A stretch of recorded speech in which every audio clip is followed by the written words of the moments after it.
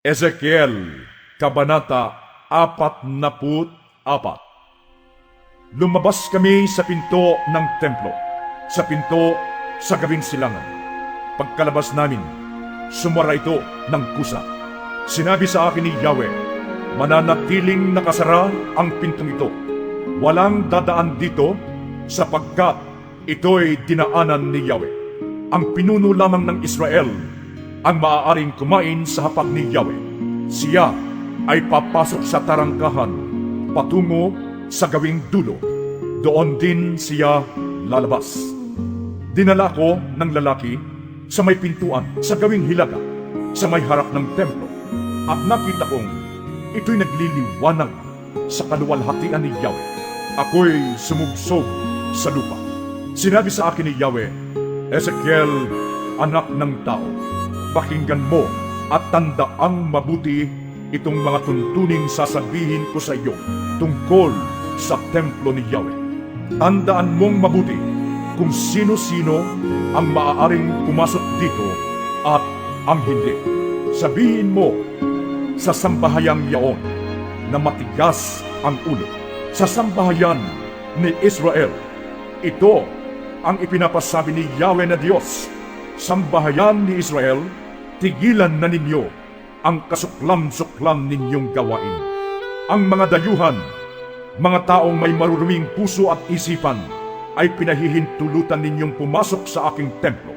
Sa gayoy, nasasalaula ito. Nangyayari ito sa inyong paghahandog sa akin ng pagkain, taba at dugo. Sinira ninyo ang aking tipan sa pamamagitan ng inyong kasuklam-suklam na gawain. Sa halip na kayo ang mga laga sa mga bagay na itinalaga sa akin, ipinaubaya ninyo sa ibang tao.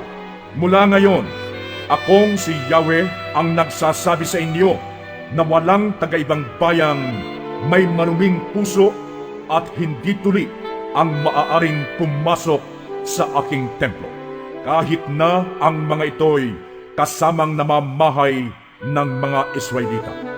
Ang mga Levita na tumalikod sa akin at nalulong sa pagsamba sa Diyos-Diyosan ay paparusahan ko.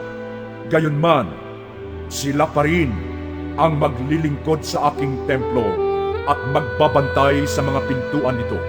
Sila pa rin ang gagawa ng mga dapat gawin sa loob ng templo. Sila rin ang magpapatay at maghahandog ng mga haing susunugin ng mga mamamayan at maglilingkod sa akin para sa mga tao. Ang mga paring ito ay naglingkod sa mga Diyos-Diyosan. Ano pat naging dahilan ng kasamaan ng sambahayan ng Israel. Kaya naman, isinusumpa kong sila'y aking paparusahan. Hindi sila makakalapit sa akin, ni makakapaglingkod bilang mga pari. Hindi rin sila maaaring lumapit sa mga dakong itinalaga sa akin. Sa gayon, malalagay sila sa kahihiyan dahil sa kasuklam-suklam nilang gawain. Gagawin ko na lamang silang katulong sa ibang gawain sa loob ng templo.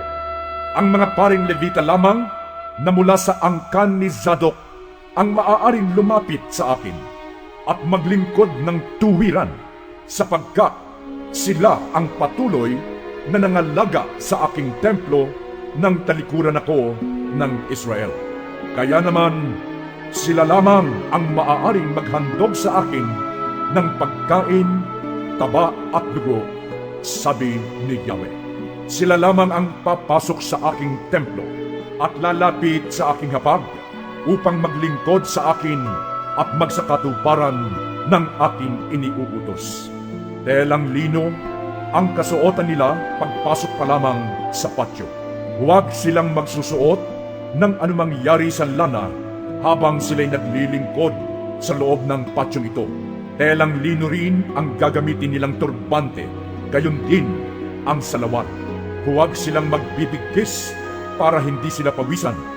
Bago sila humarap sa mga tao sa patio sa labas, huhubarin muna nila ang kasuotan sa paglilingkod sa Diyos. Itatago ito sa sagradong silid sa kamagbibihis ng iba upang ang kabanalan ng kasuotang iyon ay hindi makapinsala sa mga mamamayan. Huwag silang magpapakalbo, ngunit huwag namang gaanong magpapahaba ng buhok. Ito ay kanilang gugupitin sa katamtamang haba. Huwag silang iinom ng alak kung sila ay papasok sa patio sa loob. Huwag silang mag-aasawa ng babaeng pinalayas at hiniwalayan ng asawa, ni sa balo liban na lamang kung balo ng isa ring pari. Ang kukunin nilang asawa ay isang Israelitang hindi pa nasisipingan o kaya'y balo ng kapwa nila pari. Ituturo nila sa mga tao kung ano ang pagkakaiba ng itinalaga kay Yahweh at ng hindi. Ituturo rin nila kung paano ang pagkilala sa malinis at sa marumi ayon sa tuntunin. Kung may hidwaan ang mga mamamayan, sila ang hahatol ayon sa kanilang kaalaman sa usapin. Isasagawa nila sa takdang panahon ang lahat ng aking mga tuntunin at kautusan. Patuloy rin nilang susundin ang mga tuntunin ukol sa araw ng pamamahinga. Huwag silang lalapit sa kaninumang bangkay liban sa ama, ina, kapatid na lalaki o kapatid na dalaga, upang hindi sila ituring na marumi ayon sa kautusan. Pagkatapos niyang isagawa ang tuntunin ng paglilinis, makaraang marumihan siya ng bangkay, bibilang pa siya ng 7 araw bago ibilang na malinis ayon sa kautusan. At pagpasok niya sa patio sa loob upang maglingkod sa banal na dako, maghahandog siya ng kanyang handog para siya luminis at makapaglingkod muli sa templo. Akong si Yahweh ang nagsabi nito. Ang mga pari ay hindi kasama sa partihan sa lupain. Ako mismo ang kanilang pinakamana. Hindi sila bibigyan ng anumang ari-arian sa Israel.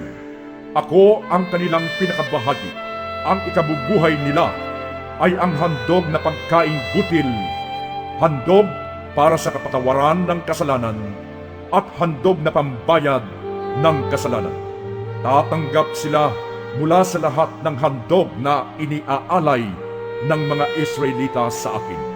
Ang pinakamainam sa mga unang bunga at lahat ng handog ng Israel ay mauukol sa mga pari. Gayon din ang pinakamasarap ninyong pagkain. Sa gayon, patuloy ko kayong pagpapalain. Ang mga pari ay hindi kakain ng anumang hayop o ibon na kusang namatay o nilapa ng mailap na hayop.